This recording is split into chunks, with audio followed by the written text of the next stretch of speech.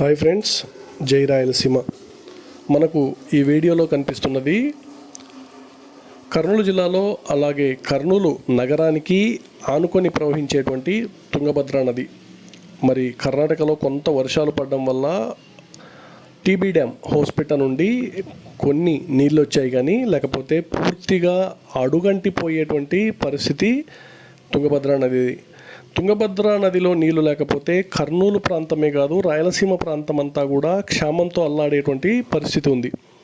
మరి ఇక్కడ కనిపిస్తున్నది కేసీ కెనాల్. సుంకేసుల నుండి అంటే కర్నూలు నుండి కడపకు ప్రవహించేటువంటి కేసీ కెనాల్ కాల్వ ఇది కూడా పూర్తిగా అడుగంటిపోయి పిచ్చి మొక్కలతో ఉంది. మరి ప్రభుత్వాలు ఏర్పాటు కాకముందు నాయకులు మేము రాయలసీమ ప్రాంతానికి ప్రాజెక్టుల నిర్మాణం చేస్తాము అని చెప్పి హామీలు ఇచ్చి అధికారంలోకి వచ్చిన తర్వాత వాటిని మరుస్తూ ఉన్నారు. మరి ఇప్పుడు ఏర్పడినటువంటి కూటమి ప్రభుత్వం కూడా గుండ్రేవుల ప్రాజెక్టు నిర్మాణం చేపడతామని హామీ ఇచ్చారు.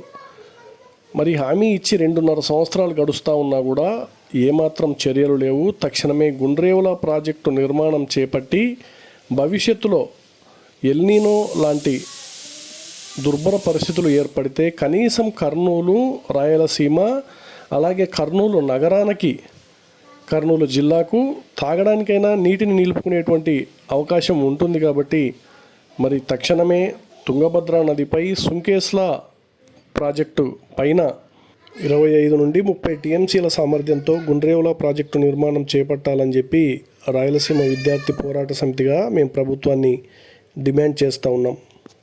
జై రాయలసీమ.